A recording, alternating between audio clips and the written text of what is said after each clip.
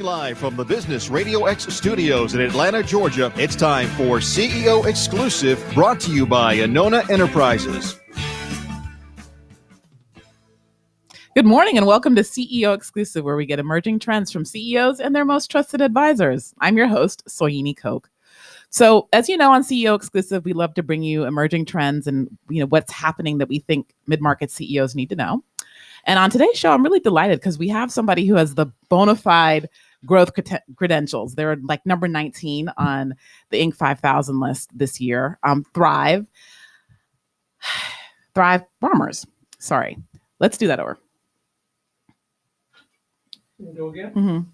So you could say Inc. 500, number 19 last year. Last year, okay. So just to be, if you want to technically grab that. Thrive Farmers International is the actual company name. So if you want to go with that as well. Okay. All right, we're going to go in 5.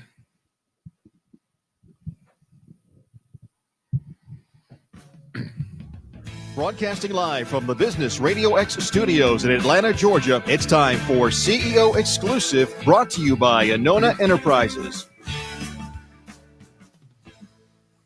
Good morning and welcome to CEO Exclusive, where we get emerging trends from CEOs and their most trusted advisors. I'm your host, Soyini Koch. On CEO Exclusive, we love to talk about trends and growth and what we think is important for mid-market CEOs to know. So on today's show, I'm really excited to welcome a company that has bona fide growth credentials. They were on the Inc. 500 last year, number 19. And they're also coffee farmers. So I'm delighted to welcome today's show, Thrive Farmers International, their CEO, Tom Matthesen, and their head of product development, David Paparelli. Welcome, gentlemen. Welcome. Great to be here. Thank you. So, Tom, we could talk about farming and what's happening in the world of farming, but I would love to know, what are the trends that are happening in your area of expertise that you think the CEOs listening should know? Well, I think in terms of the business itself, there's some amazing trends going on in terms of coffee, tea, some of the the markets that we play in. But I think there's certainly a macro trend in terms of how do we deal with all of the political, social issues of sustainability and green and economic sustainability, environmental, and how do we incorporate that into the businesses we run?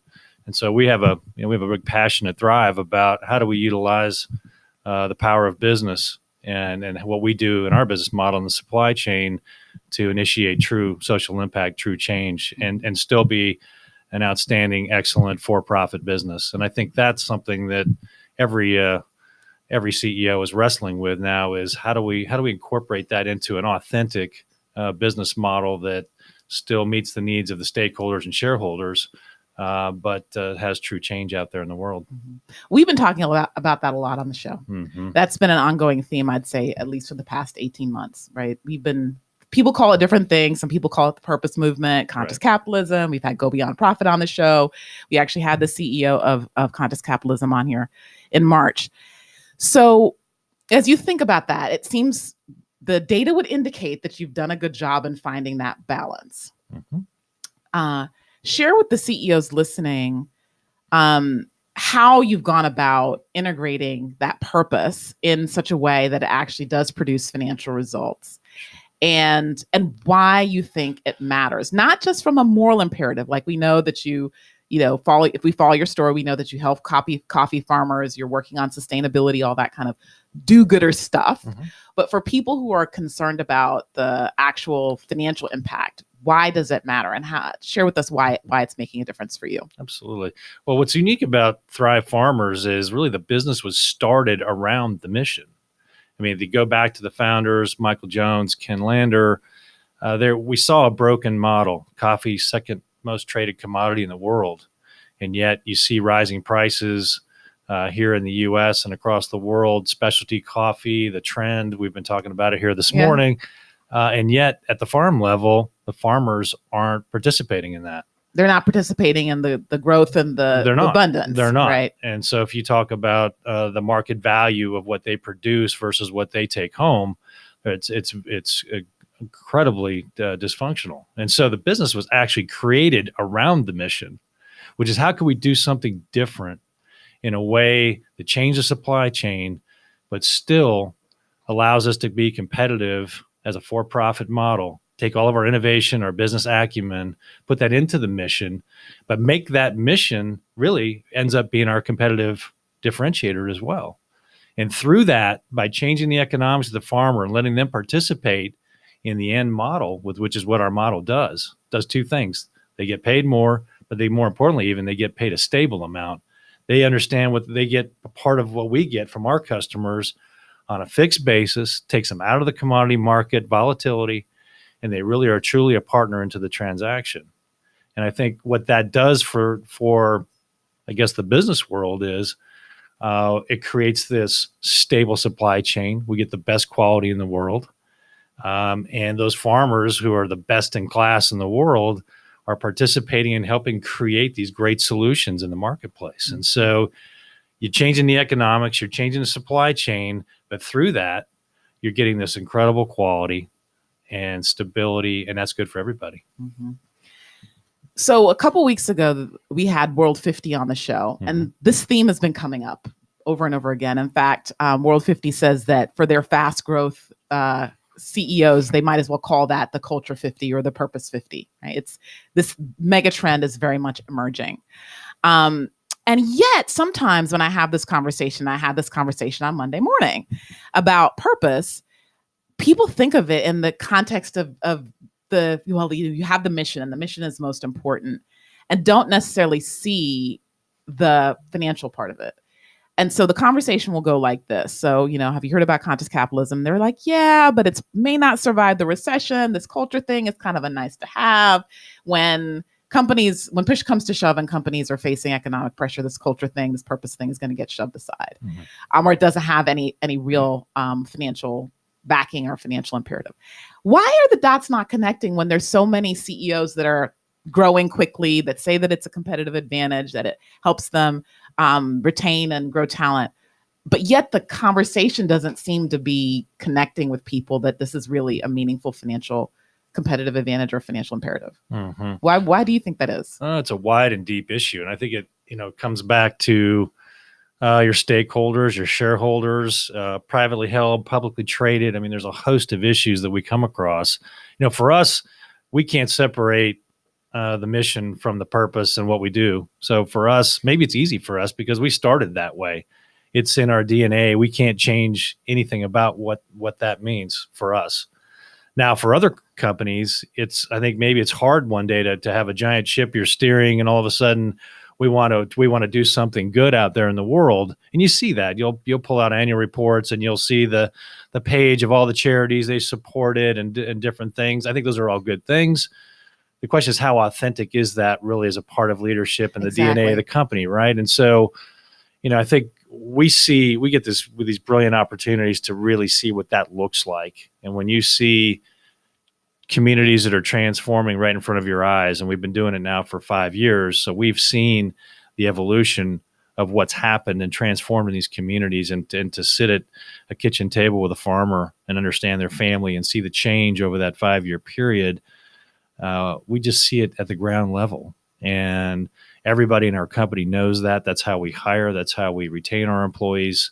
That's how we measure our employees, is through that whole process. And that's an hourly, daily thing about our culture and how we run the business.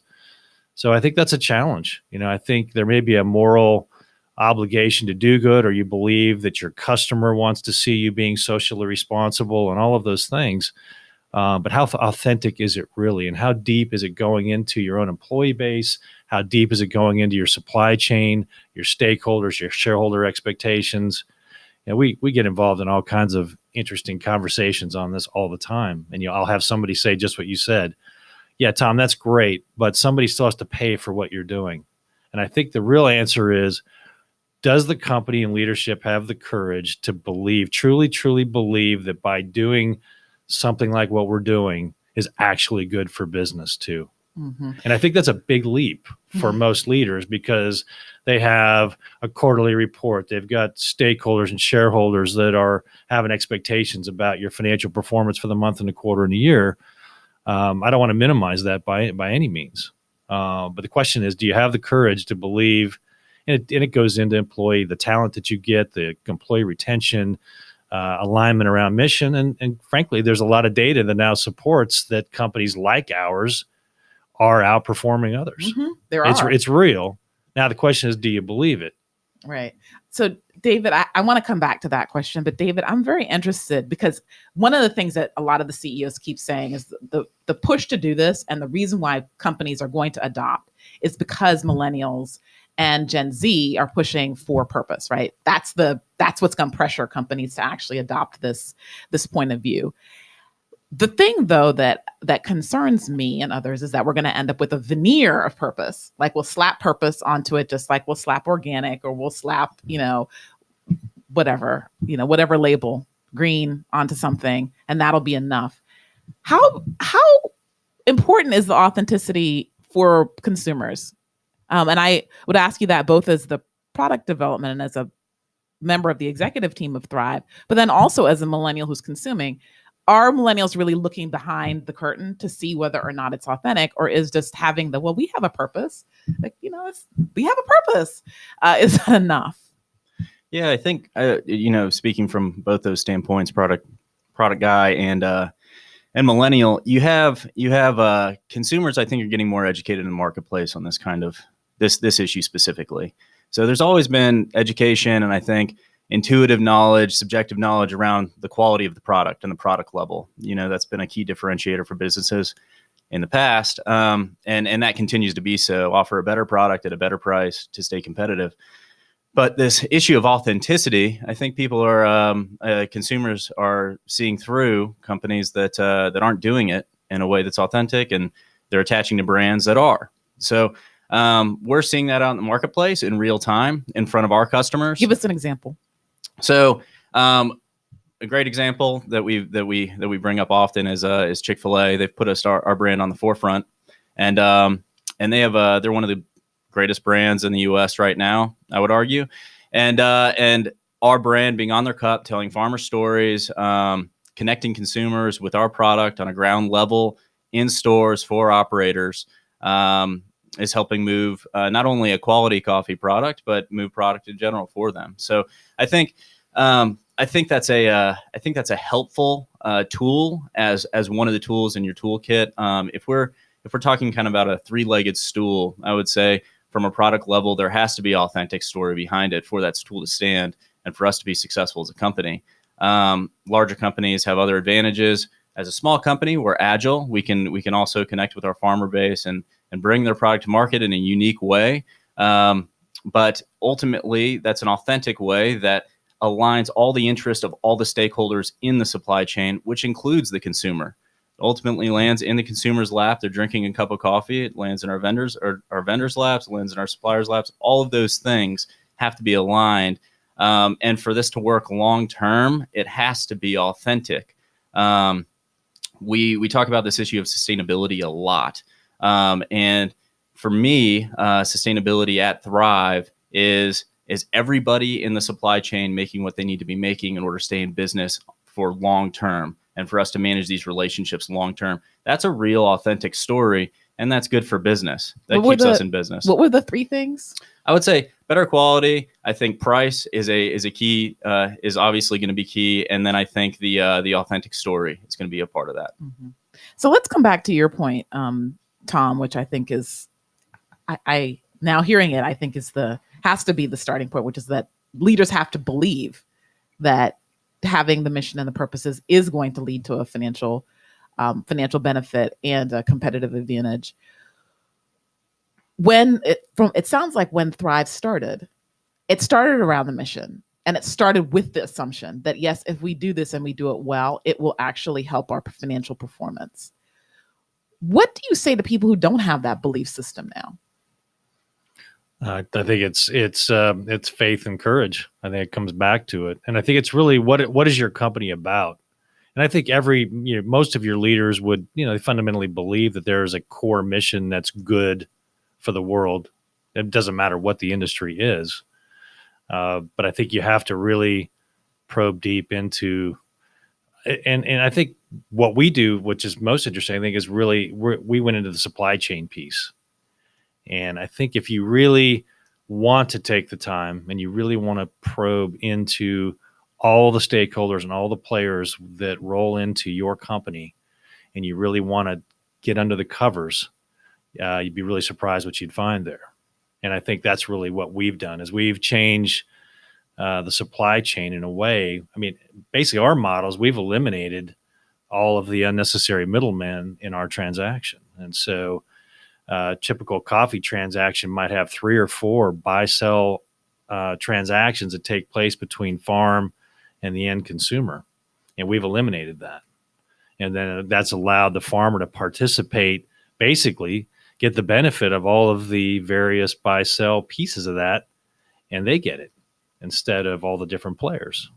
And so I think, listen, it's not easy for some companies. Again, don't want to minimize what the challenge there is. But I think if there is an intentional effort to really dive into what's their mission, what's their culture, what are they about, who do they want to retain as employees, and really look at the stakeholders, all the pieces, and really be authentic about wanting to do the right thing by those stakeholders. Mm-hmm.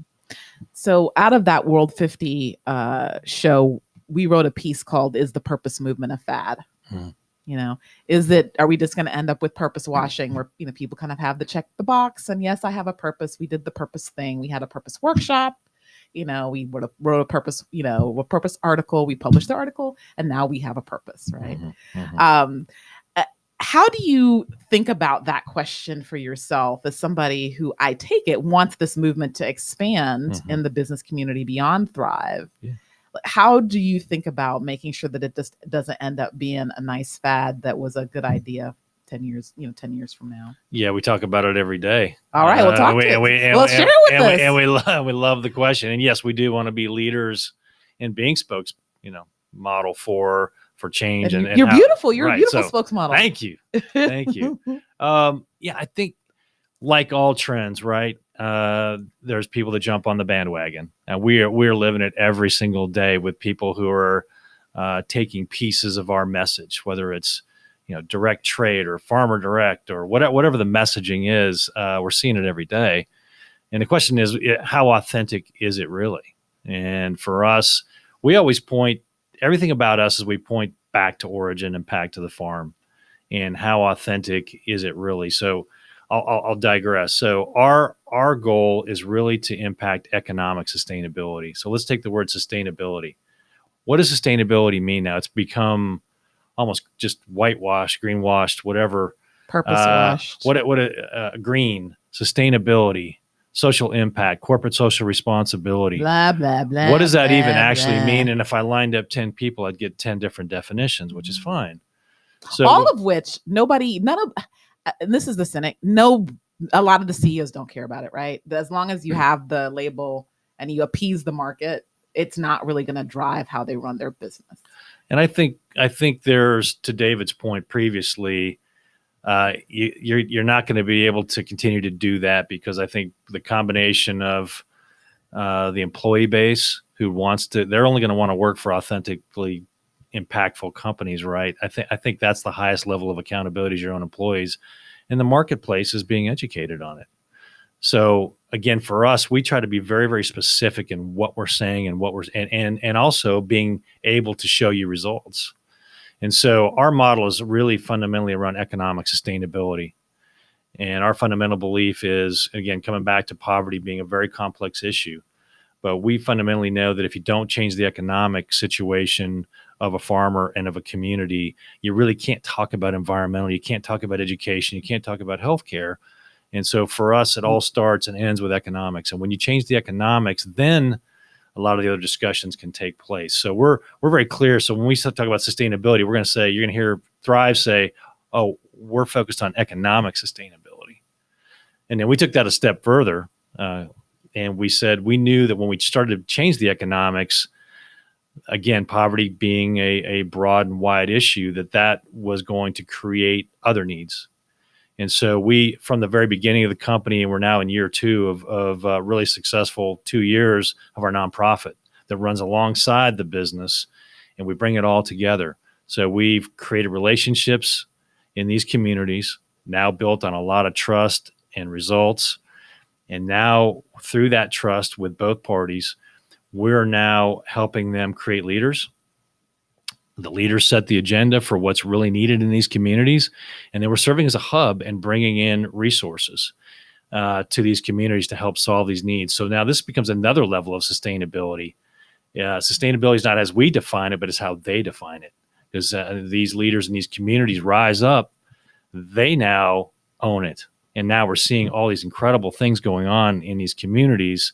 And it ranges from, we just finished up eight kids camps in Costa Rica. Never been done there before like that. We're involved in all kinds of different related to, it could be a water project, to financial planning training, anything in these communities. And so for us, it all started with economic sustainability, being specific, being clear on it, and then showing results. We finished up an extensive study. We know that our farmers in our program, their income changed 3 to 4x with our program, 300 to 400%. That's real numbers. That's compared to what their next best alternative, assuming they had an alternative, to what was available to them in the marketplace. So that's real. That's tangible. No, that's you have to life-changing. be able to defend it, and you have to be able to report it. And My you have to life make would it. change if I made 4 times as much money. You better believe it. Mm-hmm. But when you're only making $600 a year for the whole year, and you have one coffee season, that's the difference between your family eating and not eating. Mm-hmm. There's the difference. Right, and the willingness to send them to school or not send them to school, Absolutely. that kind of thing. Absolutely. Excellent. So I would love to continue that part of the conversation, but we have the second segment where we now turn the conversation. Listeners, we're talking to the executive team for Thrive Farmers International, number 19 on the Inc. 500 list last year. I would love to talk about how you've talked a lot about the external authenticity, right? The external authenticity. And I would love for you to turn and share with our listeners about how you're incorporating these principles internally, and get as specific as you can, because we've had a lot of conversations about this on the show. So if people are really interested in walking the talk, what does it look like inside? Well, it starts with who works there. And you can't blow by that. It's how you hire, it's who you retain, and it's your expectations from your employees every single day.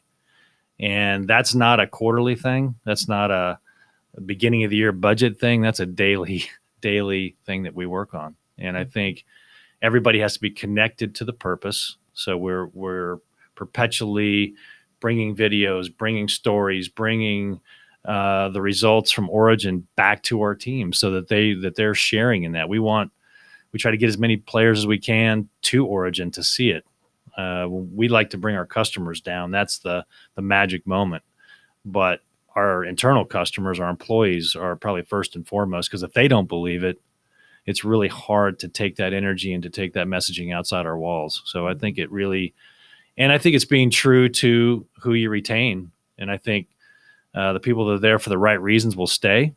And then I think you also have to have the courage as leaders to potentially not, send people away that don't fit that. And that's not an easy thing either. Mm-hmm. And David, share with us your thoughts on how this authenticity looks like from the employee standpoint, because as Tom said, it comes from the employees, radiates out from the employee base. Yeah, we've got we're honestly very lucky to have a great set of employees. There's a lot of intentionality. No luck there, I'm sure. Yeah, a lot of intentionality around hiring process, but also kind of education on board once you're on. Ultimately, we're in a great industry. Coffee and tea are both great things to be a part of. They're fun, easy things to get passionate about. Just kind of intuitively, most people have it in their daily regimen to have a cup of coffee, right? So it's accessible. People like to talk about it. People love to be around it. I think the second layer of that is how do you connect people further to our partners at Origin and at core what we're doing, and we are we're still learning in the process, always learning. But 5 years in, we're moving fast enough on all these initiatives that we communicate in real time, right? So the best way to keep people engaged has been a little bit of management by walking around, just kind of poking your head in the office, what's going on, this is the kind of other projects that are going on. You should talk to somebody else. They're working on this project. Maybe connect in that way. I think some of these other work environments, shared workspaces, have tried to encourage that kind of activity, and it can be overwhelming. Sometimes it can get toxic if there's too much interaction around productivity. But I think management taking intentional steps to engage with their employees on a daily, hourly, whatever basis seems appropriate to continue to tell the story, to continue to reinforce the mission, and to connect them in projects that not only interest and engage the passion of the employee, but aid in the movement forward of the entire company. So one thing that I heard you say that was pretty specific, and I don't think I've heard it on the show before, is storytelling. How do you disseminate that information? What's the medium through which you tell the stories? Well, personal testimony, both from leadership, also a lot from the nonprofit side. So we're always perpetually, we have blogs that go out from the nonprofit side. One of our co-founders, Ken Lander, who lives in Costa Rica, and he has his own story, which is another show, but he lives it, and he lives on a coffee farm, and so he will be actually, that's a brand new initiative. He's going to be out writing new blogs and really just getting out into the field and just telling stories. It's exactly what we call it, by the way. It's just telling a story. And I think the combination of blogs, videos, and again, we're doing that for our culture, but we use that for our customers, because ultimately when our customers engage in the mission and the passion around it, that's the beautiful thing. When a Chick-fil-A is creating this marketplace with 2,000 stores across the U.S. with the mass exposure that they have, they're now coming into the story, but their customers are coming into the story. And that's where it then is an exponential opportunity. I'm very intrigued by this. And I mean, it's an aside, but listeners probably may not have put the dots together, but I've had at least 5 Chick-fil-A vendors that are all, in the conscious movement some kind of way on the show this year. So it's very interesting I definitely want to talk to Chick-fil-A about it.